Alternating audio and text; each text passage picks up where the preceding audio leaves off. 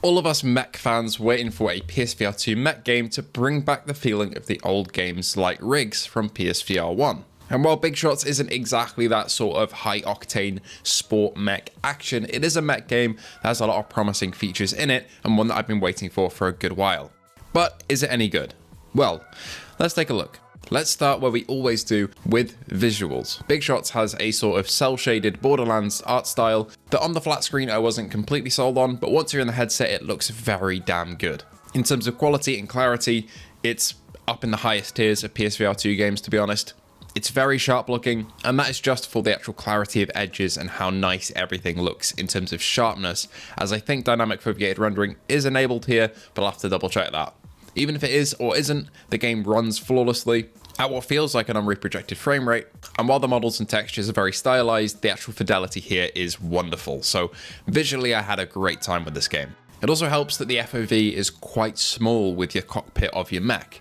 As you can see, it only takes up a portion of your full FOV in the headset, and this is actually surprisingly great. Not only does it make combat encounters a lot more intense because you're constantly scanning and looking for enemies as the front of your mech follows your head as you look, but it also makes the FOV of the PSVR2 and I imagine other VR headsets that you can play Big Shots on a lot more immersive. Because the FOV isn't full human field of view at all, and in basically every headset made you cannot see your peripheral full vision. But by giving you this limited FOV in the mech, Big Shots makes you feel like you don't even need those peripherals and you do not notice that you've got a headset strapped on in terms of that FOV, which I just think is quite an effective and cool way to make you feel more immersed, as you don't really feel that scuba effect that you feel in some other VR games. Now, as we go on to gameplay, it's important to clarify here, Big Shots is a roguelike. If you're not into that style of game, you will definitely not like the gameplay loop of Big Shots, but if you do and you're a mech fan, you're probably going to love it. You're going through the same sort of maps, taking on the same enemies as they progress and introduce new enemies per level, and then once you die, you start the whole thing over again with new upgrades. It's that loop that you've seen before in Synapse, in the Light Brigade, and all of these roguelike games, and in my opinion, it's done pretty well here. The map variety isn't too vast, but the gameplay loop is pretty frenetic and has that 30 seconds of fun design that repeats itself over and over again that never really gets too boring. I've only sunk a couple of hours or so into the game though, so perhaps the maps will get a little more boring and grating as you play more of the game and experience them again and again and again over the coming weeks. But for now, they're alright, and I'm hoping that they bring in more in the future to keep it fresh. The movement here is very, very weird, and at first I was a bit gutted that it's like this. If you've ever played Gorn or Horizon Call the Mountain with the pull to move setting on, it's the same here.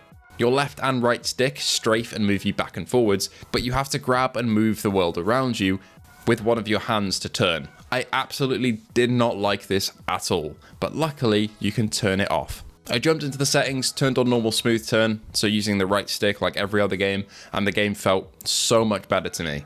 Some people will prefer the grabbing to turn option, I just personally don't, and it's very welcome that all the options for turning, snap, smooth, and grab are all here. Thank you to the devs for including those accessibility features, it's very much appreciated. I want to touch on the UI as well, which is really, really neat. The best way that I can describe the UI in the game is diegetic. There's no UI plastered to your screen at all times, they're on each of the panels in the cockpit. You want to check your health, there's a bar built into the screen at the bottom. You want to see the heat dissipation of your weapons, well, the levels are built into the side of your cockpit window. And when you get an upgrade, a panel flips down showing you the menu to pick which one you want.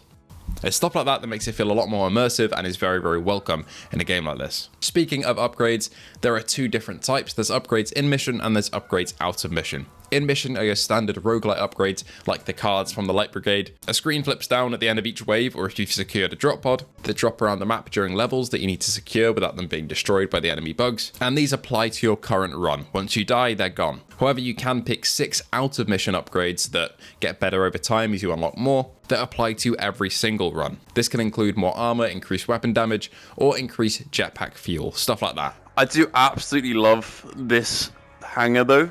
It's same with like, oh my god, we're in space. It's the same with rigs back in the day on PSVR 1.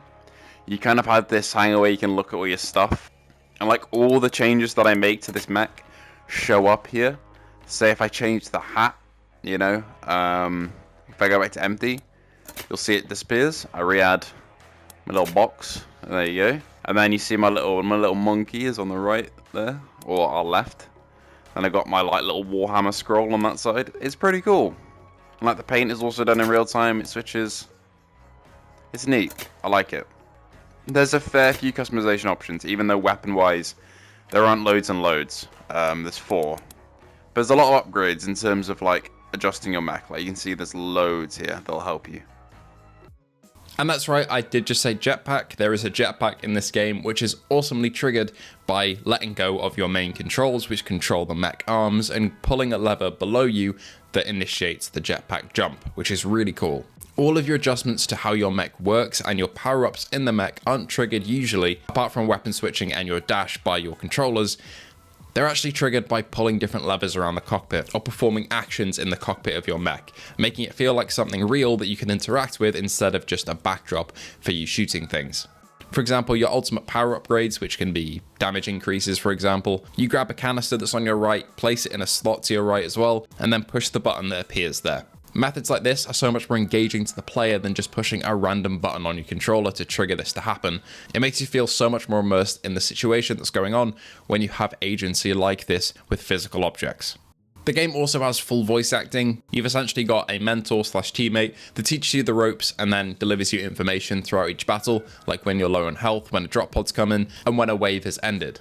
However, if these voiceover lines ever get annoying for you and they're delivering you information that isn't really too helpful, you can turn it off completely or adjust it in settings so that you just get specific bits of information and not any of the small talk that comes with the voice lines, which is really, really appreciated. And finally, I just want to touch on the level design, enemy design, and co-op too. Level-wise, you progress through a couple waves of enemies, fight a boss, get into a dropship, which then takes you to the next location to fight more. The enemies progress throughout each level, starting with the most basic melee attack enemies, to then ranged, to your first boss, then to tunneling enemies, and so on and so forth. This works pretty well, but again, with all roguelikes, you might feel a bit of fatigue going through the same level types over and over again, but that is just the nature of the genre, and some people really enjoy that, some people don't. It's just going to be preference. Co-op wise though, co-op just makes every single game better, if I'm honest. And it's the same here with Big Shots. It's 2-player co-op, so not with too many other players, but if you can get a buddy in, the game's fun factor is naturally just boosted by having a mate there with you, and there is also public matchmaking if you want that.